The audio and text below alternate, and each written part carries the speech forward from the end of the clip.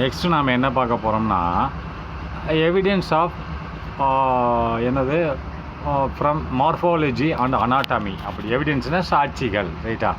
எதில் சாட்சிகள்? நம்மளுக்கு இந்த எல்லாமே உயிரினங்கள், உயிரினங்கள் எப்படி தோன்றிச்சோ அதை பற்றி தான் சொல்கிறாங்க, ரைட்டா? அப்போ evidence from morphology and anatomy. அப்போ மார்ஃபாலஜின்னு என்னது? மார்ஃபாலஜினா உருவவியல். இப்போ ஒரு தாவரம், அது உருவத்தில் எப்படி தெரியுது? சின்னதாக தெரியும், பெருசாக தெரியும், பச்சையாக தெரியும். ஒரு மனுஷன், அவன் குண்டாக இருக்கானா மெல்லிச்சான், அது உருவவியல், ரைட்டா? அதேமாரி அவன் தோற்றம், ரைட்டா? அதேமாதிரி அனாட்டமினா உடல் கூறுகள். அப்படின்னா அவன் உடம்பில் இருக்கக்கூடிய ஒவ்வொரு கூறுகள், உடல் கூறுகள். அனாட்டமினா உடல் கூறுகள், உடலில் இருக்கக்கூடிய ஒவ்வொரு பார்ட்ஸும் அதை பற்றி படிக்கிறது, ரைட்டா? அப்போ எவிடன்ஸ்ன்ற சாட்சிகள் எங்கேருந்து நம்மளுக்கு கிடைக்குது? மார்ஃபாலஜிலிருந்தும், அதாவது உருவவியலிருந்தும், அண்டு மேலும் உருவவியலிருந்தும் நம்மளுக்கு கிடைக்கக்கூடிய சாட்சிகளிலிருந்து நாம் பார்க்குறோம், ரைட்டா? Next the comparative study of morphology and anatomy of animals. Comparative studies. அப்போ கம்பேரிட்டிவ் ஸ்டடின்னு என்னது? ஒப்பீட்டு ஆய்வுன்னு அர்த்தம். ஸ்டடின்னா ஒப்பீட்டு படிப்புன்னு வச்சுக்கோ. ஆனால் இந்த இடத்துல படிப்புன்னு வந்தால் அது சரியாக இல்லை. ஒரு ஆய்வு தானே, இதெல்லாம் ஒரு ஆராய்ச்சி தானே. அதனால் த கம்பேரிட்டிவ் ஸ்டடி அப்படின்னு சொன்னால், கம்பேரிட்டிவ்னு ஒப்பீடு செய்வது, ரைட்டா?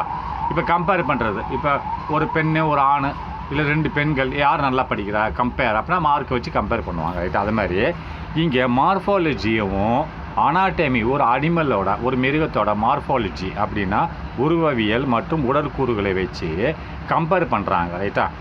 அந்த அனிமல் எப்படி? த கம்பேரிட்டிவ் ஸ்டடி அப்படின்னா, கம்பேரிட்டிவ்னா ஒப்பீட்டு படிப்பு, ஒப்பீட்டு ஆய்வுன்னு வச்சுக்கலாம், படிப்புன்னு வச்சுக்கலாம். ஆஃப் மார்ஃபாலஜினா உருவவியல் மற்றும் உடற்கூறியல், இது ரெண்டையும் வச்சு நம்ம கம்பேரிட்டிவ் ஒரு கம்பேர் பண்ணுறோம். கம்பேர் பண்ணுன்றது ஒரு ஒப்பீட்டு அளவு பார்க்குறோம், ரைட்டா? அடுத்து நெக்ஸ்ட்டு இது என்ன செய்யுதுன்னா, இந்த படிப்பு ரிவீல்ஸ். அது ரிவீல்ஸ்ன்னு சொன்னால் என்னது? அதாவது வெளிப்படுத்துகிறது. இது எதே ரிவீல்ஸ்னால் ரிவீல்டுனா இது வெளிப்படுத்துகிறது. என்ன சொல்கிறாங்களே? Reveals that. எது வெளிப்படுத்துகிறது? That the possess common of set of characters. அப்படின்னா அது எதை வெளிப்படுத்துகிறது? இந்த ரெண்டுமே, மார்ஃபாலஜி அனாட்டமியும் ரெண்டையும் சேர்த்து சொல்கிறான். தேட்னா என்னவென்றால், தேனா அவைகள் பொசஸ்னால் வைத்திருக்கிறது, ரைட்டா? எதை வைத்திருக்கிறது? A common set of characters அப்படின்றான். அப்போ காமன் செட் ஆஃப் கேரக்டர்ஸ் அப்படின்னா ஒரு பொதுவான, ரைட்டா? காமன்னா ஒரு பொதுவான பண்புகள், கேரக்டர்னா பண்புகள், ரைட்டா? பண்புகளின் தொகுப்புகளை வைத்திருக்கிறது, தொகுப்புகளாக விளங்குகிறது. செட் ஆஃப் காமன் கேரக்டர்ஸ் அப்படின்னா ரெண்டுக்கு நடுவில் ஒரு பொதுவான ஒரு பண்புகளின் தொகுப்புகள் இருக்கின்றது. செட்டுன்றது தொகுப்புகள். தொகுப்புன்னு என்னது? பல கேரக்டர்கள் சேர்ந்து ஒன்றா இருக்கிற மாதிரி இருக்கிறது, ரைட்டா? அதை தான் சொல்கிறோம். தேட் என்னவென்றால் தே பொசஸ், அவைகள் வைத்திருக்கின்றன. என்ன சொல்கிறாங்க? பொதுவாகனா காமன் என்ன வைத்திருக்கின்றனன்னு சொன்னால் பொதுவாக செட் ஆஃப் கேரக்டர்ஸ்னால் அதாவது குணங்களின் தொகுப்பை வைத்திருக்கின்றன, ரைட்டா? இதுதான் இதனோட மீனிங். Next homologous organs. அப்போ ஹோமோலோகஸ் ஆர்கன்ஸ்னு சொன்னால் என்னது? ஹோமோலோகஸ் ஹெட்ரோலோகஸ்ன்னு சொல்கிறோம். அப்போ ஹோமோலோகஸ்ன்னு என்னது? ஒரே மாதிரியாக இருக்கக்கூடிய உறுப்புகள், ரைட்டா? ஹோமோலோகஸ்னால் ஒரே மாதிரி தான், ரைட்டா? என்ன படிச்சிருக்கோம் இல்லையா? Homologous organs. அப்போ ஹோமோலோகஸ் ஆர்கன்ஸ்னால் ஒரே விதமான உறுப்புகளை வைத்திருக்கக்கூடியது, ரைட்டா? அடுத்து நெக்ஸ்ட் ஹோமோலோகஸ் ஆர்கன்ஸ் அப்படின்னா ஒரே விதமான உறுப்புகளை வைத்திருக்கக்கூடியது அப்படின்னு சொல்லி. Homologous organs are those which are inherited from common ancestors with similar developmental pattern in embryos அப்படின்னா. அப்போ இந்த ஹோமோலோகஸ் அப்படின்றது ஒரே மாதிரியான ஆர்கன்ஸ், அதாவது உறுப்புகள் இருக்கிறது. யாருக்கு? ஆர் தோஸ், அவங்களுக்கு தான் இருக்கிறது. யாருக்கு? ஹோமோலோகஸ் ஆர்கன்ஸ்னால் ஒரே மாதிரியான உறுப்புகள் இருக்கிறது. யாருக்கு? ஆர் தோஸ்னா அவர்களுக்கு. தோஸ் ஹூ விச்னா அவர்கள், which have inherited from common ancestors. அப்போ இன்ஹெரிடிட்டட்னு சொன்னது பரம்பரையாக ஃப்ரம்னா அங்கேருந்து, காமன் ஆன்செஸ்டர் அவங்களோட பொதுவான முன்னோர்களின்ட்டு வந்தது, ரைட்டா? அவங்களோட முன்னோர்கள் யார் எப்படி இருப்பாங்களோ அது மாதிரி தான் இவங்களும் இருப்பாங்க, ரைட்டா? அம்மாவோட முன்னோர்கள், அப்பாவோட முன்னோர்கள் யார் எப்படி இருக்காங்களோ அது மாதிரி தான் இருப்பாங்க இவங்களும், ரைட்டா? அதான் சொல்கிறான். இந்த ஹோமோலோகஸ் சீரீஸ்னால் ஒரே விதமான உறுப்புகள் அவங்களுக்கு உறுப்பு இருந்ததுன்னா ஆர் தோஸ் அது இருக்கின்றன. எங்கேருந்து வந்ததாக இருக்கின்றன? இன்ஹெரிடிட்டட் ஃப்ரம் காமன் ஆன்செஸ்டர்ஸ், பொதுவான அவங்களோட முன்னோர்கள்ட்டிருந்து வந்ததாக, பொதுவாக முன்னோர்கள்ட்டு வந்ததாக இருக்கின்றன. வித் எப்படி இருக்குது அந்த உறுப்புகளில்? With similar developmental pattern in embryo. சிமிலர்னா வித் சிமிலர் டெவலப்மெண்டல் பேட்டர்ன் அப்படின்றான். அப்போது சிமிலர் டெவலப்மெண்டல் பேட்டர்ன் எதில் பேட்டர்ன்? In embryos. அப்படி எம்பிரியோனா முட்டைகள், ரைட்டா? அது கருக்கள்னு அர்த்தம். அப்போ அது எப்படி இருக்கிறது அந்த அந்த உறுப்புகள் அப்படின்னு சொன்னால் முன்னோர்கள்ட்டு வந்தது வித் சிமிலர் ஒரே மாதிரியான வளர்ச்சி, டெவலப்மெண்டல் பேட்டர்ன் வளர்ச்சியின் முறை, ரைட்டா? ஒரே விதமான வளர்ச்சி முறைகள் தென்படுகின்றன. எதில்? இன் எம்பிரியோனா கருக்கள்ன்றது பெண்களுக்கு முட்டை, ஆண்களுக்கு ஸ்பேம்னு சொல்கிறாங்கல்ல, அந்த கருக்களில் என்ன ஒரே மாதிரியான ஒரே மாதிரியான வளர்ச்சி வடிவம் தென்படுகிறது அப்படின்னு சொல்கிறான். அவங்க முன்னோர்கள் எப்படி இருக்கோ அவங்களுக்கு இவங்களுக்கு அதே மாதிரி கருக்கள் இருக்கும், ரைட்டா? அது தேர்ஃபோர் ஆகவே லிம்ஸ் உதாரணம் சொல்கிறேன் கேளுங்க. அவன் உதாரணமாக சொல்ல வரான். தேர்ஃபோர் ஆகவே லிம்ஸ் ஆஃப் மேமல்ஸ் அப்படின்றான். லிம்ஸ் என்னது? கை மற்றும் கால்கள் தான் லிம்ஸ்ன்னு சொல்லுவாங்க. மேமல்ஸ் என்னது? பாலூட்டிகள். எது பால் ஊட்டுதோ குழந்தைகளுக்கு அதெல்லாம் பாலூட்டிகள். பால் ஊட்டாதது இப்போ கோழி பாலூட்டியா? இல்லை. ஆடு பாலூட்டியா? ஆமாம். ஆடு வந்து மேமல்ஸ்னு பால் ஊட்டுது. கோழி பால் ஊட்டுதா குஞ்சுக்கு? இல்லை, அது மேமல்ஸ் கிடையாது, ரைட்டா? அப்போ அது மாதிரி தேர்ஃபோர் ஆகவே லிம்ஸ் ஆஃப் மேமல்ஸ் லிம்ஸ் என்னது? கை மற்றும் கால். அது எதனோட கை மற்றும் கால்னால் மேமல்ஸ்னால் பாலூட்டிகளின் கை மற்றும் கால்கள் ஆர் ஹோமோலோகஸ் ஸ்ட்ரக்சர்ஸ். ஹோமோலோகஸ்னால் அவைகள் ஒரே மாதிரியான உறுப்புகளை கொண்டுள்ளது. ஸ்ட்ரக்சர்ஸ்னால் அமைப்பு, ரைட்டா? ஒரே மாதிரியான ஆர் ஹோமோலோகஸ்னால் என்னது? ஒரே மாதிரியான உறுப்புகள், ஒரே விதமான உறுப்புகளை கொண்ட அமைப்பாக இருக்கிறது. ஸ்ட்ரக்சர்ஸ் அமைப்பாக இருக்கிறது, ரைட்டா? அப்போ நெக்ஸ்ட்டு சிமிலர், ரைட்டா? நெக்ஸ்ட் என்ன போட்டிருக்கான்? Homologous development of pattern limbs. சரி, ஓகே. ஹியூமன் ஹேண்ட் அப்போ மனுஷனோட கை, ரைட்டா? Front leg of cat. ஒரு மனுஷனோட, நல்லா பார்த்துங்க, உதாரணம் சொல்கிறான். ஹியூமன் ஹேண்ட் ஒன்று, ஹியூமன் ஹேண்ட் மனிதனோட கை ஒன்று, உதாரணம் சொல்லுங்க. அடுத்து ஃப்ரண்ட் லெக் ஆஃப் கேட். அப்போ கேட்னு என்னது? பூனையோட முன் கால்கள். ஃப்ரண்ட் லெக்னா முன்னோட கால்கள், முன் கால்கள். எதனோட? பூனையோட முன் கால்கள். ஃப்ரண்ட் லெக் என்ன சொல்கிறான்? ஹியூமன் ஹேண்ட் என்னது? மனிதனோட கை. அடுத்து ஃப்ரண்ட் லெக் ஆஃப் கேட் அப்படின்னா பூனையோட முன் கால்கள், ரைட்டா? பூனையோட முன் கால்கள். அதை என்ன சொல்கிறான்னு பாருங்கள். நெக்ஸ்ட் நான் மூணாவதாக என்ன சொல்கிறான்னு பார்ப்போம். அது மூணாவதாக ஃபிலிப்பர் ஆஃப் வேல்ஸ் அப்படின்றான்.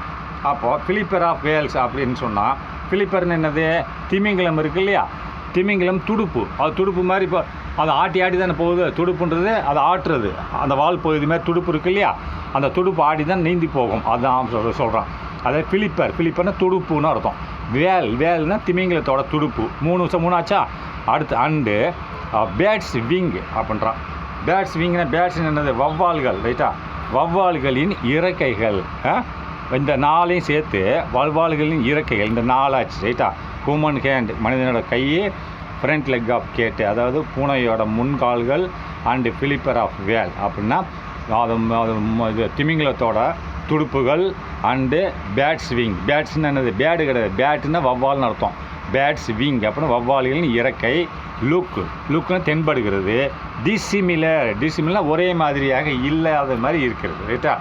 ஒற்றுமையாக இல்லை. சிமிலர்னு ஒற்றுமையாக இருந்து, நாலுமேமும் வேற்றுமையாக இருக்கிறதுக்கு தான் டிசிமிலர்னு சொல்கிறான். ஒற்றுமையாக இல்லை, ரைட்டா? லுக் தென்படுகிறது. டிசிமிலர் இது ஒற்றுமையாக இல்லை, வேற்றுமையாக இருக்கிறது. ஒற்றுமையாக இல்லை, வேற்றுமை தானே என்று தென்படுகிறது. அண்டு மேலும் அடாப்டட் ஃபார் டிஃபரெண்ட் ஃபங்க்ஷன்ஸ். அடாப்டட்னு செய்கிறது. எதை செய்கிறது? Different functions. டிஃபரெண்ட் வெவ்வேறு வேலைகளை செய்கிறது. இது நல்லா பார்த்துக்க. மனுஷனோட கையே, பூனையோட முன்கால்கள், அதேமாரி ஃபிலிப்பர் ஆஃப் வேல் துடுப்பு, அதாவது பேட்ஸ் விங்கி, இந்த நாலுமேமு வெவ்வேறு வேலைகள் செய்யுது. ஏன்னா இந்த பாருங்கள், இப்போ உதாரணம் சொல்லுங்களேன். மனுஷனோட கை என்ன செய்யுது? வேலை செய்கிறத. பேடோட விங்கு வேலை செய்யுதா? அது பறக்க வேலை செய்யுது விங்கு. இது கையை எடுக்க செய்ய வேலை செய்யுது. அது என்ன செய்யுது? வேலோட ஃபிலிப்பர் அது நீந்துறதுக்கு வேலை செய்கிறது, ரைட்டா? அதேமாரி ஃப்ரண்ட் லெக் ஆஃப் கேட்டு அது நடக்கிறதுக்கு வேலை செய்யுது ரைட்டா. அப்போ இதெல்லாம் வெவ்வேறு வேலைகள் செய்யுது, பார்க்குறதுக்கு ஒரே மாதிரியாகவும் இல்லை, அதுதான் சொல்கிறான்.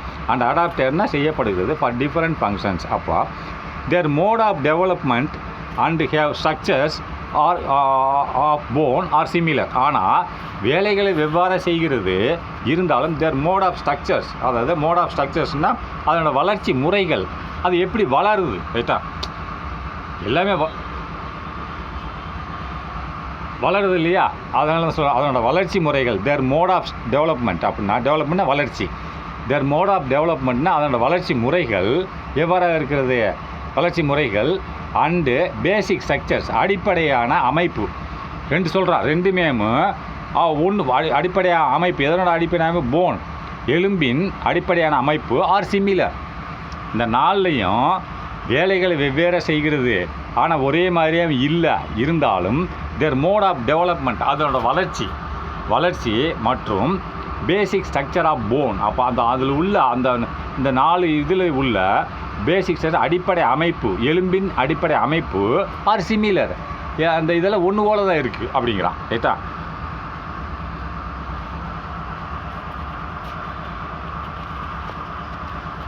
அடுத்து நெக்ஸ்ட்டு இந்த படம் போட்டிருக்கான் பார்த்துக்கோங்க. இந்த ஹூமனுக்கு இது தான், அப்போ கேட்டுக்கு இது தான், அது எலும்பு வளருது அந்த ஒரே மாதிரி இருக்குது இல்லையா, ஆனால் வேலைகள் வெவ்வேறு செய்கிறது. வேலுக்கு இந்த பேட்டுக்கு இதெல்லாம் நீங்கள் பார்த்துக்கோங்க, இதெல்லாம் பார்த்து இல்லை ஒரே மாதிரியாக இருக்கிறது, வளர்ச்சி மட்டும் வேறு மாதிரி இருக்குது. இந்த பார்த்துக்கா 4 limbs ஆஃப் வெர்டிபிரேட்ஸ்னால் முதுகெலும்பு உள்ளது, நான் வெர்டிபிரேட்ஸ்னால் முதுகெலும்பு இல்லாதது, ஷோவிங் ஹோமோலோகி ஸ்ட்ரக்சர்ஸ். அப்போ 4 லிம்ஸ்ன்னு என்னது, கால்கள், வெர்டிபிரேட்டின் கைகால்கள் ஷோவிங் காண்பிக்கிறது ஹோமோலிகஸ் ஸ்ட்ரக்சர்ஸ், அப்போ ஒரே மாதிரியான வடிவமைப்பை காமிக்கிறது. நெக்ஸ்ட்டு அனாலகஸ் ஆர்கன்ஸ்ன்றது என்னென்னு பார்க்கலாம் ரைட்டா. இப்போ அனாலகஸ் ஆர்கன் என்னது, ஒத்த உறுப்புகள் அப்படின்னு அர்த்தம். இது எச்ச உறுப்புகள்னு சொல்லுவாங்க, ஒத்த, அதாவது வேலை செய்யாத உறுப்புகள். நான் உதாரணமாக சொல்கிறேன், அதாவது அனாலகஸ்னால் சாதாரணமாக சொல்ல வேலை செய்யாத உறுப்புகள், மனுஷ உடம்புலையோ மிருகத்துலேயோ வேலை செய்யாத ஒரு உறுப்புகள் இருக்குன்னா அதுக்கு பேர் தான் அனாலகஸ் ஆர்கன் சொல்லுவாங்க. அதாவது எச்சம்னு சொல்கிறது தேவையில்லாததுன்னு அர்த்தம் ரைட்டா. அதாவது வேலை செய்யாத உறுப்புகள் அப்படின்னே வச்சுக்கோங்க ரைட். அனாலகஸ்னால் வேலை செய்யாத உறுப்புகள்னு அர்த்தம். அதுக்கு மீனிங் சொல்கிறாங்க பாருங்கள், அனாலகஸ் ஆர்கன்ஸ். அப்போ அனாலகஸ் ஆர்கன்ஸ் ஆனால் உறுப்புகள் லுக்ஸ் சிமிலர் ஒரே மாதிரியாக இருக்கும், அண்ட் பெர்ஃபார்ம் சிமிலர் ஃபங்க்ஷன். பெர்ஃபார்ம்னா வேலை செய்யும், ஒரே மாதிரியான வேலைகளை செய்யும் ரைட்டா. பட் ஆனால் தே ஹேவ் டிஃபரண்ட் ஆரிஜின் ரைட்டா. என்னது, அது ஒரு டிஃபரண்ட் ஆரிஜின், அதாவது அது என்ன செய்யும்னா அதனோட ஆரிஜின் உருவாக்கம் வேறு இதுலேருந்து வந்திருக்கும் ரைட்டா. ஆனால் ஒரே மாதிரியாக வேலை செய்யும், ஒரே மாதிரியாக இருக்கும். பட் ஆனால் தே ஹேவ் டிஃபரண்ட் ஆரிஜின், அதனோட தோற்றமானது வேறு உருவங்கள் வேறு விலங்குகள்லேருந்தோ மனிதர்கள்லேருந்தோ வந்திருக்குன்னு சொல்கிறான். அனாலகஸ் ஆர்கன்ஸ் எச்ச உறுப்புகள்னு சொல்லுவாங்க. அப்போ அந்த அனாலகஸ் இந்த அனாலகல் உறுப்புகள் லுக்ஸ் சிமிலர் ஒரே மாதிரியாக இருக்கும், அண்டு பெர்ஃபார்ம் சிமிலர் ஃபங்க்ஷன் செய்யும் வேலையை, ஒரே மாதிரியான வேலையை செய்யும். பட் ஆனால் தே ஹேவ் டிஃபரண்ட் ஆரிஜின்ஸ். அப்போ அதனோட தோற்றமானது வேறையாக இருக்கும் ரைட்டா. அது என்னன்னு பார்ப்போம். அண்டு டெவலப்மெண்ட்டாக வளர்ச்சி பேட்டர்னும் வேறையாக இருக்கும். அதனோட தோற்றம் அது எங்கே தோன்றுச்சுன்றது வேறு இதாக இருக்கும். அதனோட வளர்ச்சியும் வேறு மாதிரியாக இருக்கும் ரைட்டா, வெவ்வேறாக இருக்கும் ரைட்டா. Next the functions of wings of bat. உதாரணமாக சொல்கிறாங்க, functions of wings of bat அப்படின்னா, விங்ஸ்னால் பேட்னு வவ்வாலோட ரெக்கைகள் செயல்பாடுகள். ஃபங்க்ஷன்னா செயல்பாடுகள், வவ்வாலின் இறக்கையோட செயல்பாடுகள், அது பறக்க வேலை செய்கிறது ரைட்டா, ஒரே வேலை தானே செய்கிறது. அதேமாதிரி the wings of the bat, அப்போது பறவையின் இறக்கைகள் அதுவும் பறக்கத்தான் வேலை செய்யுது, ஒரே வேலை தானே செய்யுது, ரெண்டும் ஒரே வேலை தானே செய்யுது. அடுத்து விங்ஸ் ஆஃப் அன் இன்செக்ட். அப்போ இன்செக்ட்னா பூச்சிகளோட இறக்கைகள் அதுவும் பறக்கத்தானே வேலை செய்கிறது. அடுத்து நெக்ஸ்ட்டு ஆர் சிமிலர், எல்லாமே ஒன்று தானே, ஒரே வேலை தானே செய்யுது. ஆனால் அதனோட தோற்றம் வேறு, வவ்வாலோட தோற்றம் வேறு ரைட்டா. அதை தான் சொல்கிறான், the origin is different and development is different. டெவலப்மெண்ட்னா வளர்ச்சியும் வேறு, இப்போ வௌவாலோட இது தோற்றம் தான் பூச்சியா? இல்லை. வௌவால் வேறு, பூச்சி வேறு. அதே மாதிரி பேர்டு வேறு, பறவைகள் வேறு, தோற்றங்கள் வெவ்வேறு. அதே மாதிரி வளர்ச்சியும் வேறு. பூச்சி எப்படி வளருதோ அதே மாதிரி வௌவால் பறவைகளும் வளருது இல்லையா? ஆனால் செயல்பாடு மூணுமே ஒன்று தானே சரி. மூணுமே அந்த விங்கு எதுக்கு பயன்படுது? பறக்கிறதுக்கு தான் பயன்படுது. செயல்பாடுகள் ஒன்று, ஆனால் தோற்றங்கள் வெவ்வேறு. அதுதான் சொல்கிறான் இந்த மூணையும். பட் ஆனால் that basic structures are different. ஆனாலும் பார்த்துக்கோ, எல்லாமே மூணுமே இறக்கை வச்சுருக்கு, மூணுமே பறக்கத்தான் பயன்படுது. ஆனால் அதனோட அடிப்படையான அமைப்புகள் ரெக்கை மாதிரி இருக்கா? பூச்சி இது இப்போ இன்செக்ட்டுக்கு சின்ன ரெக்கை, இதுக்கு வௌவாலுக்கு பெரிய ரெக்கை, பறவைகளுக்கு இன்னும் பெரிய ரெக்கை, ரைட்டா? அதான் பட் தி பேசிக் ஸ்ட்ரக்சர்ஸ் அதோட அடிப்படை அமைப்பு மாறி இருக்கிறது, ரைட்டா? அடுத்து வெஸ்டிஜியல் ஆர்கன்ஸ். அப்போ இது வேஸ்ட் இல்லை, வெஸ்டிஜியல் ஆர்கன்ஸ்னு சொல்கிறான். வெஸ்டிஜியல்ஸ் ஆர்கன்ஸ்னு சொன்னால் இது என்னதுன்னா ஒத்த உறுப்புகள்னு சொல்லுவாங்க. எச்ச உறுப்பு அனாலகஸ்னால் ஒத்த ஒரே மாதிரியா. நான் எச்ச உறுப்பு வேஸ்ட்டுன்னு தெரியாமல் சொல்லிட்டேன். அனாலகஸ்ன்னு சொன்னால் ஒரே மாதிரியாக உள்ள உறுப்புகள், ரைட்டா? இதெல்லாம் ஒரே மாதிரி தானே இருக்குது உறுப்புகள், ஒரே மாதிரி தானே வேலை செய்கிறது. என்னால் திரும்பி படிக்கணும் பாருங்கள். அனாலகஸ் ஆர்கன்ஸ் ஒத்த உறுப்புகள்னு சொல்லுவாங்க, ஒரே மாதிரி இருக்கா. இந்த அனாலகஸ் ஆர்கன்ஸ் அனாலகஸ் ஆர்கன்ஸுன்றது என்பது லுக்ஸ் சிமிலர், ஒரே மாதிரியாக இருக்கும். அண்ட் பெர்ஃபார்ம் சிமிலர் ஃபங்க்ஷன், ஒரே மாதிரியான வேலையை செய்யும். பட் ஆனால் தே ஹேவ் டிஃப்ரெண்ட் ஆரிஜன். அது வெவ்வேறு இடம் ஒரு உயிரினத்துலேருந்து வந்திருக்கும். இந்த படத்தை பாருங்கள். உள்ளது என்னது? வௌவால், ரைட்டா? அதோட ரெக்கை எப்படி இருக்குது? அதனோட உயிரினம் வேறு. அடுத்து பேர்டு, பறவை, அதனோட ரெக்கை வேறு மாதிரியாக இருக்கா? அதனோட உயிரினம் வேறு. அடுத்து இந்த பாருங்கள், இன்செக்ட், பூச்சிகள். இந்த பூச்சிகள் அதனோட ரெக்கை ஒரு மாதிரியாக இருக்கா? வெவ்வேறு. அதான் சொல்கிறான் ஒத்த உறுப்புகளை.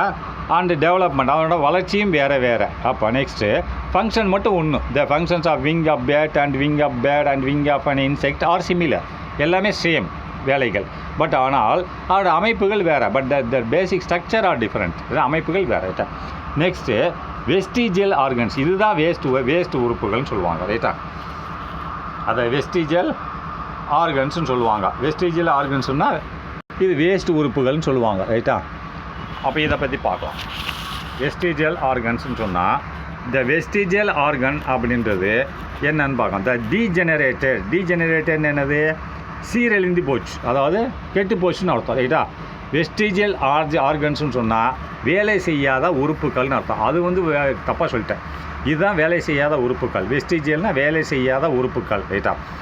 அதை தான் என்ன சொல்கிறான்? த டீஜெனரேட்டட் அண்டு நான் ஃபங்க்ஷனல் ஆர்கன்ஸ். அப்படின்னா டீஜெனரேட்னா சீரழிந்து போன,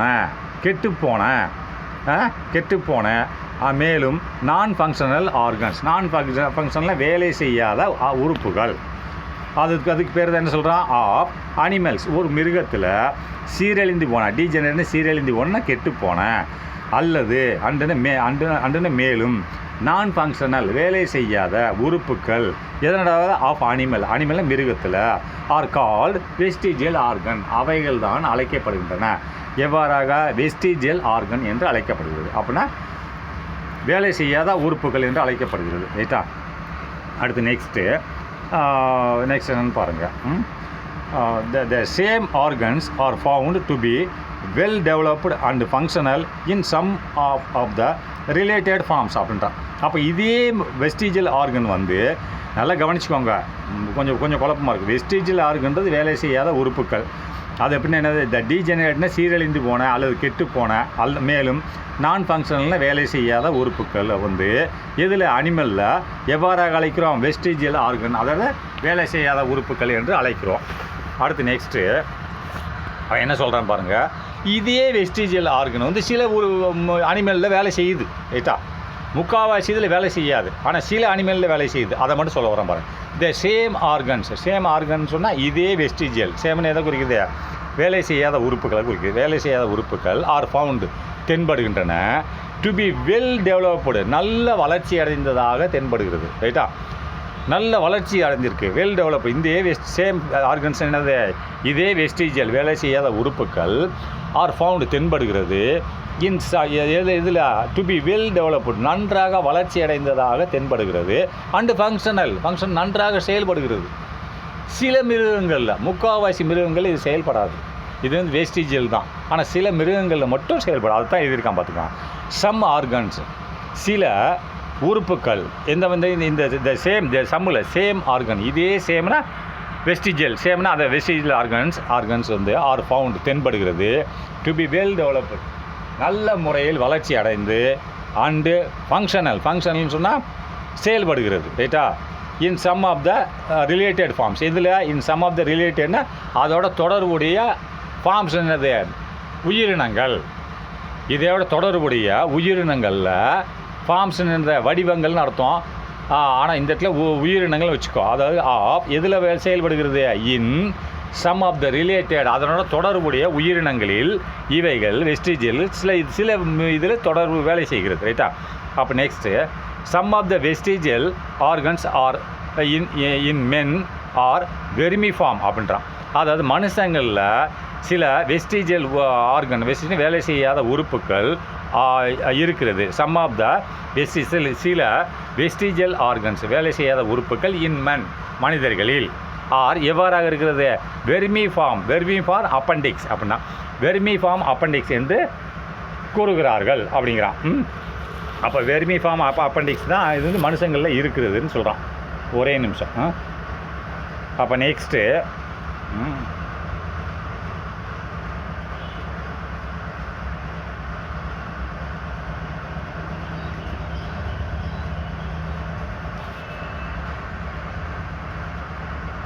அப்போ வெர்மிஃபார்ம் அப்பண்டிக்ஸ்ன்றது என்னது நம்ம குடல் வால்னு சொல்லுவாங்க ரைட்டா குடல் வாலில் இருக்கக்கூடியது தான் வெர்மிஃபார்ம் அப்பண்டிக்ஸ் இது மனுஷங்களில் இருக்கிறது ரைட்டா அடுத்து நெக்ஸ்ட்டு நிக்டிடேட்டிங் மெம்பரின் அப்படின்றான் அப்போ நிக்டிடேட்டிங் மெம்பரின் அப்படின்னு சொன்னால் அதுவும் வந்து இருக்கிறது ரைட்டா அது நெக்ஸ்ட்டு கார்டியல் வெர்டிபிரா இதுவும் இருக்கிறது அடுத்து கோயாக்ஸ் எக்ஸட்ரா இந்த 4மே இருக்கிறதுன்னு சொல்கிறான் ரைட்டா ஒரு நிமிஷம்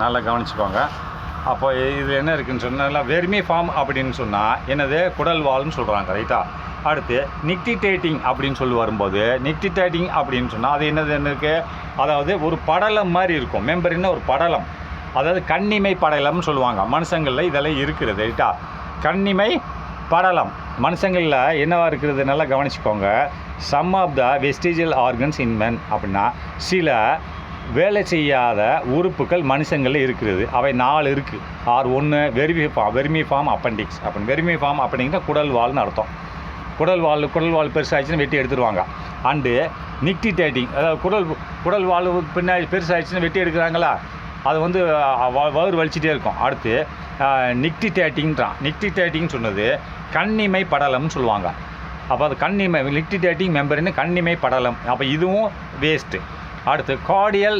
வெர்டிபிரான்னு சொன்னது அதாவது முள் எலும்புன்றோம்ல முள் எலும்போட வால் பகுதின்னு சொல்லுவாங்க நம்ம உடம்புல முள் எலும்புன்னு ஒன்று இருக்குது ரைட்டா முள் எலும்போட வால் பகுதி ரைட்டா அதாவது கார்டியல் வெர்டிபிரான்னு சொல்கிறான் கார்டியல் வெர்டிபிரா முள் எலும்பு வால் பகுதின்னு சொல்கிறான் அடுத்து கோயாக்ஸி அப்போ தான் காக்சின்னு சொன்னால் அது என்ன சொல்கிறாங்கன்னு சொன்னால் தண்டுவடம் இருக்கு இல்லையா நம்ம தண்டுவடம் எலும்புன்னு தண்டுவடத்தில் உள்ள எலும்போட வால் பகுதி தண்டுவடம் இருக்கு இல்லையா ஸ்பைனல் கார்டு அதனோட எலும்பும் இருக்கு இல்லையா எலும்பு உள்ள வால் பகுதி மட்டும் காக்ஸுன்றான் இதெல்லாம் வேலை செய்யாத உறுப்புகள் மனுஷங்கள்னு சொல்கிறான் 4 இது ஒன்று என்னது வெர்மிஃபார்ம் அப்பண்டிக்ஸ் குடல் வால் அடுத்து நிக்டிடேட்டிங் மெம்பரின் அப்படின்னு சொன்னால் கண்ணிமை படலம் அடுத்து கார்டியல் வெர்டிபிரா வால் அதாவது முள் எலும்பின் வால் பகுதி அடுத்து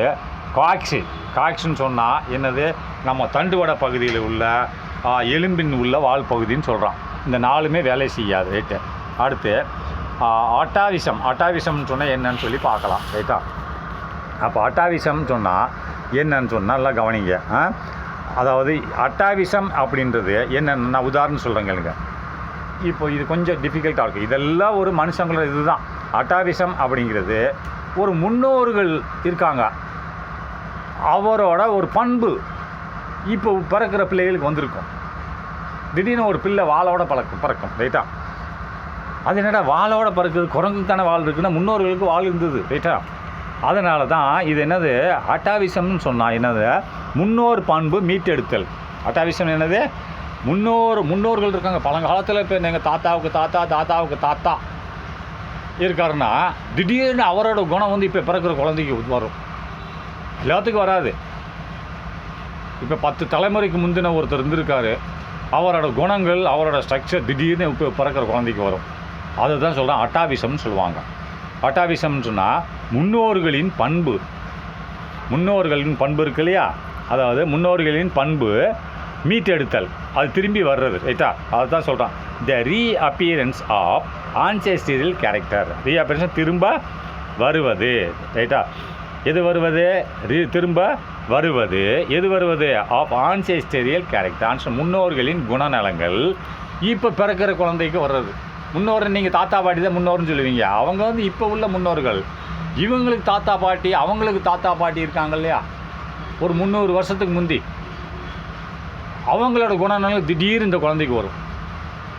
இவங்க தாத்தா பாட்டி குணநலங்கள் இருக்காது, அந்த தாத்தா பாட்டியோட குணநலங்கள் மொத்தமாக இங்கே வந்து சேரும். இவங்களுக்கு இந்த தாத்தா பாட்டியோடது இருக்காது.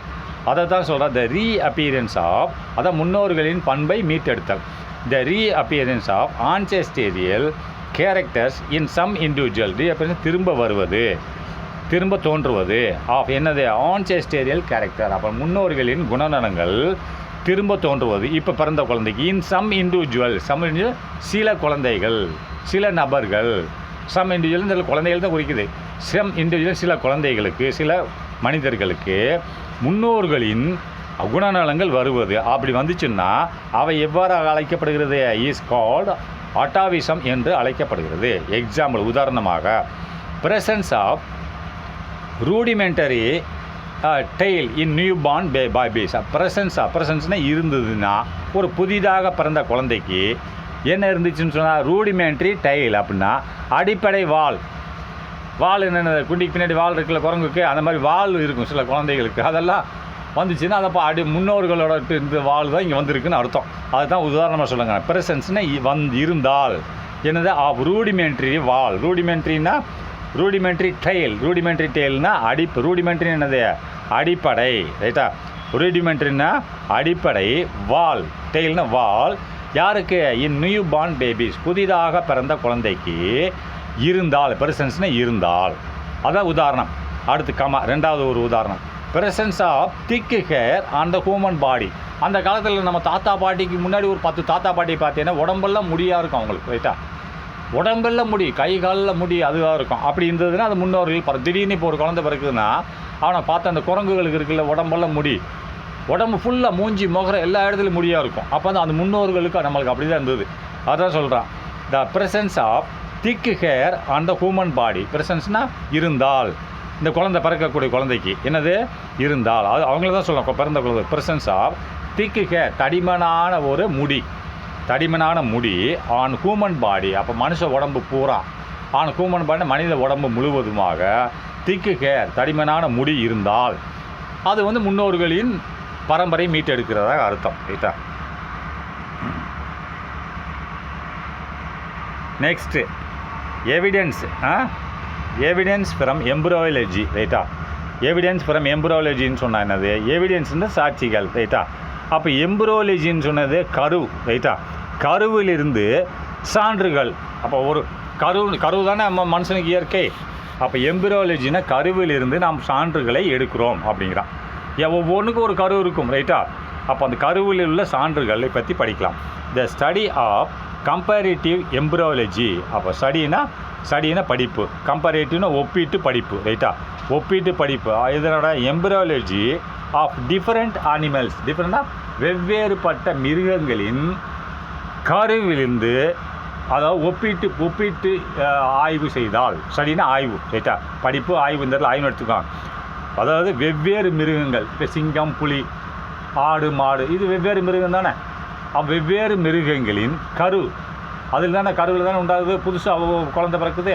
அந்த கருவில் ஒப்பிட்டு ஆய்வு செய்தால், அதை ஒவ்வொரு கருவையும் எடுத்து, சிங்கத்தோட கருவை எடுத்து, புலியோட கருவெடுத்து, ஆணையோட கருவெடுத்து, மனுஷனோட கருவெடுத்து ஒப்பிட்டு பார்த்தீங்கன்னா எல்லாமே வெவ்வேறாக இருக்கும். ரைட்டா? ஒரே மாதிரி இருக்காது இல்லையா? ஒரே மாதிரி இருந்தால் எல்லாமே ஒரே இதுதான் பறக்கும். ரைட்டா? அதான் த ஸ்டடின்னா ஒரு படிப்பு இல்லைன்றதுல ஆய்வு. என்ன ஆய்வு? கம்பேரிட்னு ஒப்பிட்டு ஆய்வானது எம்பிரியாலஜியில். இதில் எம்பிரியாலஜினா கருவில். எதனோட கருவில்? Of different animals. டிஃபரெண்ட்னா வெவ்வேறு மிருகங்கள். மனுஷனும் மிருகம் தான். அதை பற்றி தான் படிக்கும். அப்போ சப்போர்ட்ஸ்னால் உதவி செய்கிறது, காண்பிக்கிறது. த கன்செப்ட் ஆஃப் எவாலுவேஷன். கன்செப்ட்னா அதாவது அடிப்படை தத்துவத்தை காண்பிக்கிறது. ரைட்டா? கன்செப்ட் அதாவது அது சப்போர்ட், அதாவது கன்செப்ட்னா ஆதரவு தெரிவிக்கிறது. ரைட்டா? இந்த மாதிரி நம்ம எடுத்து படித்து பார்த்தோம்னு சொன்னால் இந்த வெவ்வேறு மிருகங்களில் உள்ள எம்பிரியோன்னு என்னது, அதை கருவை எடுத்து பார்த்து ஆய்வு செய்து பார்த்தால் அது நம்மளுக்கு தெளிவாக சொல்லுகிறது. சப்போர்ட்னா உரைக்கிறது, எடுத்துரைக்கிறது. இதை கன்செப்ட்னா கருத்தை உரைக்கிறது. இது கருத்துக்கு உதவி செய்கிறது. சப்போர்ட்னு உதவி செய்கிறது. எதுக்கு? என்ன மாதிரி கருத்துக்கு உதவி செய்கிறது? கன்செப்ட்டுக்கு. சப்போர்ட் தான் கன்செப்ட்னா அந்த கருத்துக்கு ஆதரவாக விளங்குகிறது. எதுக்கு? ஆஃப் எவாலுவேஷனை பரிணாமம் என்ற ஒரு கருத்துக்கு. மனுஷன் பரிணாமத்தில் பழங்காலத்தில் உள்ள கருவை எடுத்து பார்த்துட்டு இப்போ உள்ள கருவை எடுத்து பார்த்தீங்கன்னா பரிணாமம் வளர்ச்சி அடைஞ்சிட்டு போயிருக்கான்னு அர்த்தம். அதை தான் சொல்கிறேன். அதாவது அந்த மாதிரி எடுத்து நீங்கள் கருவை எடுத்து பார்த்தீங்கன்னு சொன்னால் அது மனிதனோட வளர்ச்சி, அதாவது இந்த அனிமலோட வளர்ச்சிக்கு சான்றாக விளங்குகிறது. சப்போர்ட்னா சான்றாக விளங்குகிறது. ரைட்டா? அடுத்து next the embryos from fish to mammal அப்படின்றான். Are similar in their early stage. நான் உதாரணம் சொல்கிறாங்கங்க. Of development. அதாவது எம்பிரியோஸ்னால் கரு எங்கே? ஃப்ரம் ஃபிஷ், மீனிலிருந்து மேமல் வரைக்கும். நல்லா கவனிங்க. அதாவது ஒரு எம்பிரியோ கரு. ஃபிஷ்ஷுனா மீன்கள்லேருந்து மீனோட கரு ஒரு மாதிரியாக இருக்கும், மேமலோட கரு ஒரு மாதிரியாக இருக்கும். மேமல்ன்றது பாலூட்டிகள். சிங்கம், புலி எதாவது பாலூட்டுதோ அதெல்லாம் பாலூட்டிகள். அப்போ மீனில் ஒரே ஒரு பாலூட்டி இருக்குது. எது? திமிங்கலம் மட்டும் பால் ஊட்டும். ரைட்டா? அது மேமலில் வரும். அதேமாதிரி சுறா, அதுவும் பால் ஊட்டும். ரைட்டா?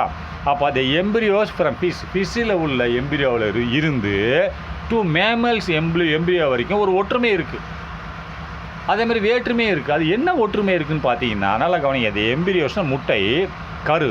ஃப்ரம் ஃபிஷ் டு மேமல், மீன்லேருந்து மேமல் வரைக்கும் உள்ள கருவில் ஆர் சிமிலர் ஒரே மாதிரியாக தான் இருக்கிறது. இப்போ இந்த ஏர்லி ஸ்டேஜ் ஆஃப் டெவலப்மெண்ட். இந்த ஏர்லினா ஆரம்பகட்ட நிலையில் ஆஃப் டெவலப்மெண்ட்னா அது வளர்ச்சி அடையக்கூடிய ஒரு கரு ஒரு மனுஷனாக உருவாகுது. ஒரு மீனோட கரு இன்னொரு மீனை கொடுக்குது. ரைட்டா? ஒரு சிங்கத்தோட கரு இன்னொரு சிங்கத்தை கொடுக்குது. ஒரு ஆடோட கரு இன்னொரு ஆடை கொடுக்குது. அது ஆரம்பகால வளர்ச்சியில் எல்லா கருக்களும் ஒரே மாதிரி தான் வளர்ச்சி அடைகிறது. போக தான் வித்தியாசமாக இருக்குது. அதான் சொல்கிறான். ஃப்ரம் ஃபிஷ் டு த எம்பிரியோஸ்னால் கருவானது ஃப்ரம் ஃபிஷ் டு மேமல்ஸ். அப்படின்னா ஃபிஷ் மீன்களிலிருந்து மேமல் பாலூட்டிகள் வரைக்கும் ஆர் சிமிலர். என்னது? ஒரே மாதிரியாக இருக்கிறது. எதில்? இந்த ஏர்லி ஸ்டேஜ், அந்த ஆரம்ப கட்டத்தில் ஆஃப் டெவலப்மெண்ட். ஆரம்பகட்ட வளர்ச்சியில் வளர்ச்சி ஆரம்பகட்ட வளர்ச்சியில் எல்லாமே ஒரே மாதிரி தான் வளர்ச்சி அடைகிறது அப்படின்றான். ஆனால் அடுத்த சென்டென்ஸ் பாருங்கள். த டிஃபரன்சியேஷனாக வேற்றுமையானது. அதில் வேறுபாடு. இப்போ ஒரு ஆரம்பத்தில் ஒரே மாதிரி தான் வளர்ச்சி அடைகிறது எல்லாமே. அது ஆனால் என்ன சொல்கிறான்? The differentiation of their special characters appear in the later stage of the development. பார்த்துக்கோ. டிஃபரன்ஸ் வேற்றுமையானது ஆஃப் தர் ஸ்பெஷல் கேரக்டர்னு சொல்லணும்னா என்னது? அதனோட ஸ்பெஷல் முக்கியத்துவம் வாய்ந்த குணநலங்கள். ரைட்டா? அதனோட ஒவ்வொரு கருக்கும் ஒரு முக்கியத்துவம். ஒரு சிங்கத்தை தான் உண்டாக்கும். அது எப்போ தென்படும்னா ஆரம்பத்தில் எல்லாம் ஒரே மாதிரி தான் முன்னேறிட்டு வரும். ஆனால் போக அதனோட ஸ்பெஷல் கேரக்டர் தனித்துவமான குணநலங்கள் வெளிப்பட ஆரம்பிச்சிடும். அப்போ அது வேறு விதமாக முன்னேற ஆரம்பிக்கும், வளர்ச்சி அடைய ஆரம்பிக்கும். அதான் த டிஃபரன்சியேஷன் வேற்றுமையானது ஆஃப் தட் ஸ்பெஷல் கேரக்டர், அதனோட தனித்துவமான குணநலங்கள். த டிஃபரன்சியேஷன்னா ஆரம்ப இடத்துல ஒரே மாதிரியே வளர்ச்சி அடையுது. போக வேறு விதமாக வளர்ச்சி அடைய ஆரம்பிச்சிடும். ஒவ்வொன்றும் அதோட ஸ்டைலில் வளர்ச்சி அடையும். ஆட்டோட கரு அது மாதிரி வளர்ச்சி அடையும். மாட்டோட கரு அது மாதிரி, மனுஷன் மாதிரி. அது டிஃபரன்ஸ் வேற்றுமையானது ஆஃப் தட் ஸ்பெஷல் கேரக்டர், அதனோட தனித்துவமான குணநலங்கள் அப்பியர் தென்படுகிறது. எப்போ? இந்த லேட்டர் ஸ்டேஜ். அப்போ பின்னாடி உள்ள ஸ்டேஜ். பின்னாடினா அது ஆரம்ப கட்டம் தவிர மீதி கட்டங்களில் பின்னாடி உள்ள கட்டங்கள் தானே. பின் கட்டங்களில் பின்னாடி வளர்ச்சி அடையுது இல்லையா? ஒரு வருஷம்னா ஆரம்ப கட்டம்னா, ஒரு வருஷம் ஒரு குழந்தை பிறகுன்னா ஆரம்ப கட்டம் 3 மாதம் கழித்து மீதி உள்ள 7 மாதம்ல லேட்டர் ஸ்டேஜ்னு அர்த்தம். அதாவது பிற்பகுதிகளில் ஆஃப் டெவலப்மெண்ட்னா வளர்ச்சி அடையக்கூடிய பிற்பகுதிகளில் வேற்றுமையை காண்பிக்கிறது. வேற்றுமை எப்படியே ஆஃப் த ஸ்பெஷல் கேரக்டர், அதனோட தனித்துவமான குணங்களை காண்பிக்கிறது. ரைட்டா. அடுத்து நெக்ஸ்ட்டு பயோஜெனட்டிக் லா அல்லது ரீகேபிட்டுலேஷன் தியரி அப்படிங்கிறான். அப்போ பயோஜெனட்டிக் லா அல்லது ரீகேபிட்டுலேஷன் தியரின்றான். அப்போ பயோஜெனட்டிக் அப்படி பயோன்னு என்னது உயிர், ஜெனட்டிக்னு என்னது மரபணு. ரைட்டா. என்ன பார்த்துக்கோங்க, பயோன்னா உயிர், ஜெனட்டிக்னா மரபணு. அப்போ உயிர் மரபணு சட்டம். ரைட்டா. நல்லா கவனிச்சுக்கோங்க. இது என்ன தமிழில் பயோன்றது உயிர் சம்பந்தமான மரபணு. ஒரு மரபணு தகப்பனார் தாய் தந்தைகள் மூதாதைகளிலிருந்து வர்றது. அப்போ பயோஜெனட்டிக் லா உயிர் மரபணு சட்டம் அல்லது இதுக்கு இன்னொரு பேர் இருக்குது. என்ன பேர்? ரீகேபிட்டுலேஷன் தியரி அப்படின்றான். அப்போ ரீகேபிட்டுலேஷன் தியரி அப்படின்னு சொன்னால் என்னது?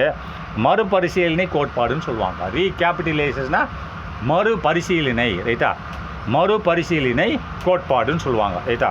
அப்போ இந்த ரெண்டுமே ஒன்று தான். வாஸ் கிவன் இந்த தியரி இந்த கோட்பாடை கொடுத்தது யாருன்னு சொன்னால், கண்டுபிடிச்சது யாருன்னு சொன்னால் வாஸ் கிவன் பைனா கொடுக்கப்பட்டது. இந்த கோட்பாடானது சொல்லப்பட்டது யாரால்? எர்னஸ்ட் ஹேக்கடால் என்ற சயின்டிஸ்டால் கொடுக்கப்பட்டது. அப்போ அக்கார்டிங் டு திஸ் தியரி அப்படின்னா இந்த கோட்பாடின் பிரகாரம், அக்கார்டிங்னா அதன் பிரகாரம், இந்த கோட்பாடின் பிரகாரம் ஆண்டோஜெனி அப்படின்றான். அப்போ ஆண்டோஜெனின்னு என்னது? நல்லா கவனிங்க. ஆண்டோஜெனின்றது நான் முதல் படிச்சிடுறேன். அப்போ அக்கார்டிங் டு திஸ் தியரி இந்த கோட்பாடின் பிரகாரம் ஆண்டோஜெனி ரீகேபிட்டுலேட்ஸ் அப்போ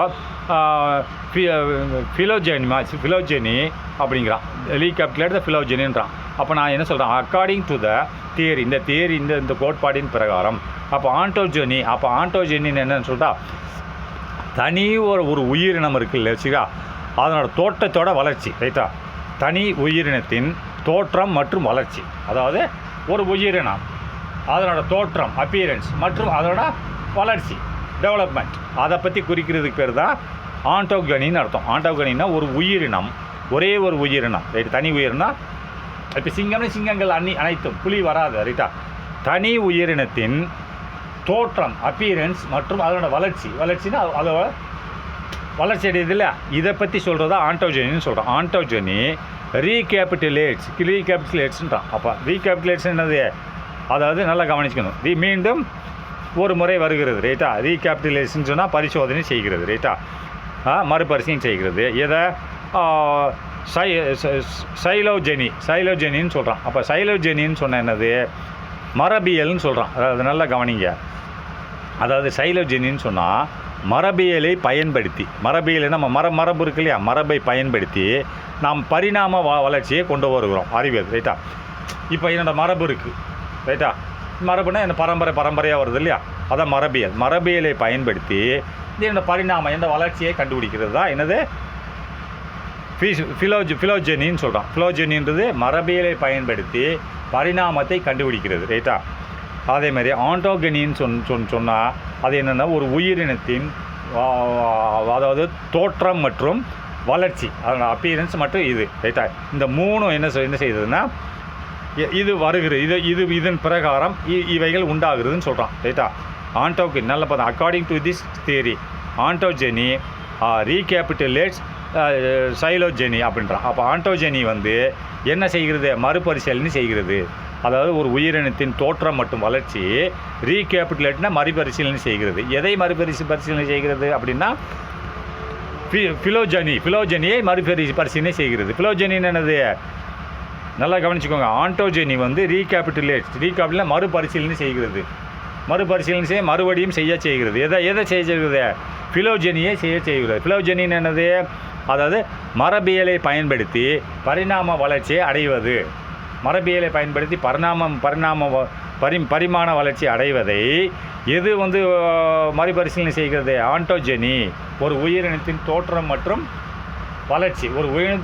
மற்றும் வளர்ச்சியை வைத்துத்தான் அந்த உயிரினம் என்னது அதாவது பரிணாமம் அடைகிறதா என்பதை பற்றி பார்க்கலாம். அதை தான் சொல்கிறான். ரைட்டா. அதை போட்டுக்கோங்க. ஆண்டோஜெனி ரீகேபிட்டுலேட்ஸ் மறுபரிசீலனை செய்கிறது. இதை ஃபிலோஜெனியை செய்கிறதுன்னு சொல்லலாம். அப்போ திஸ் ஸ்டேஜ் இந்த நிலைமையானது திஸ் ஸ்டேஜ் ஆஃப் டெவலப்மெண்ட் அப்படின்னா இந்த வளர்ச்சி நிலைமை. ஸ்டேஜ்னா நிலைமை. டெவலப்மெண்ட் வளர்ச்சி. இந்த மாதிரி வளர்ச்சியின் நிலைமையானது டெவலப்மெண்ட் வளர்ச்சியின் நிலைமை ஸ்டேஜின் நிலைமையானது ஆஃப் த இண்டிவிஜுவல் ஒரு தனிப்பட்ட ஒரு உயிரினத்தில், இந்த மாதிரி வளர்ச்சியோட நிலைமையானது ஒரு தனிப்பட்ட உயிரினத்தில் ஆஃப் இண்டிவிஜுவல் அனிமல் ஒரு தனிப்பட்ட ஒரு மிருகங்களில் ரிப்பீட்ஸ்னு தொடர்கிறது ரைட்டா.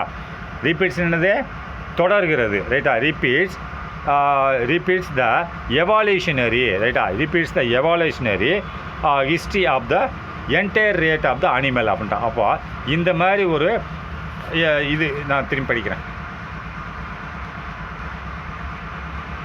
அப்போ நல்லா கவனிச்சுக்கோங்க. திஸ் ஸ்டேஜ் ஆஃப் டெவலப்மெண்ட் அப்படின்னா இந்த மாதிரி வளர்ச்சியின் நிலையானது ஸ்டேஜ் நிலையானது வளர்ச்சி நிலையானது ஆஃப் த இண்டிவிஜுவல் அனிமல் ஒரு தனிப்பட்ட ஒரு மிருகத்தில், இந்த மாதிரி ஒரு வளர்ச்சி நிலை ஒரு தனிப்பட்ட மிருகத்தில் ரிப்பீட்ஸ்னால் தொடர்ந்தால் மீண்டும் வந்தால் ரைட்டா. மீண்டும் வந்து ஒரு பரிணாம வளர்ச்சிக்கு ரிப்பீட்ஸ் த எவால்யூஷனரின்னு என்னது, அதாவது மீண்டும் ஒரு பரிணாம வளர்ச்சி தான் எவால்யூஷனரின்னு சொல்கிறோம். புரட்சிகரமாக ரைட்டா. அதாவது மீண்டும் எவால்யூஷனாக ஒரு புரட்சிகரமான ரிப்பீட்ஸ்னால் திரும்ப வந்தால் என்னது எவால்யூஷனரி ஆனால் பரிணாம வளர்ச்சியை தான் சொல்கிறான் ரைட்டா. மீண்டும் அது எவால்யூஷனரி என்னது புரட்சிகரமாகன்னு அர்த்தம். அப்போ இந்த இடத்துல மீண்டும் புரட்சிகரமாக சரித்திரம்ன்றான். அப்போ மீண்டும் புரட்சிகரமாக அப்படின்னா மீனிங் என்னது, மீண்டும் ரிப்பீட்ஸ்னால் மீண்டும் வருகிறது. எப்படி ரிவால்யூஷனரி ரைட்டா. ரிவால்யூஷனரி எவால்யூஷனரி ரைட்டா. எவால்யூஷனரின்னு இது பரிணாம வளர்ச்சி. ரிவால்யூஷன் தப்பாக சொல்லிட்டேன். ரிவால்யூஷன் இது இல்லை, நான் அதை படிக்கும்போது தப்பா. மீண்டும் பரிணாம வளர்ச்சியை வரலாற்றில் உண்டாக்குகிறது ரைட்டா. எவால்யூஷன் என்னது எவால்யூஷன் என்னது பரிணாமம். எவால்யூஷனர்னா பரிணாம வளர்ச்சி. மீண்டும் இந்த மாதிரி ஒரு அனிமலில் வளர்ச்சியானது மீண்டும் என்ன செய்கிறது, பரிணாம வளர்ச்சியை மீண்டும் உண்டாக்குகிறது. இதில் history of the entire race of the animal அப்படின்னா ஹிஸ்ட்ரினா சரித்திரத்தில், எந்த சரித்திரத்தில் மொத்த மிருகங்களின் வளர்ச்சியில் entire race of the animal. Entire ரேஸ்னால் மிருகங்களின் வளர்ச்சியில் இது மீண்டும் ஒரு பரிணாமத்தை உண்டாக்குகிறது அப்படின்றான். நெக்ஸ்ட் எவிடன்ஸ் ஃப்ரம் பேலியான்டாலஜி ரைட்டா. அதாவது எவிடன்ஸ் ஃப்ரம் பேலண்டாலஜி ரைட்டா. அப்போ பேலண்டாலஜின்னு சொன்னால் என்னென்னா நம்ம பார்க்கணும் ரைட்டா. பேலண்டாலஜின்னு என்னது பழங்காலம். பேலண்டோ PALA பேலா ENEO விட்டு அந்த இடத்துல ஓ எழுது நானும் புறம் சேர்ந்து வரேன். பேலண்டாலஜி அப்படி தான் படிக்கணும். பேலன் அந்த PALன்னு படிச்சுட்டு EN போட்டுருணும். பேலண்டாலஜி ரைட்டா. ஓ எழுதிக்கணும், எழுத விட்டக்கூடாது. பேலண்டாலஜின்னா என்னது பழங்காலம் ரைட்டா. பழங்காலத்தில் என்ன நடந்தது அப்படின்னு பற்றி பார்க்கலாம் ரைட்டா. அதை வந்து நெக்ஸ்ட் வீடியோவில் பார்க்கலாம்.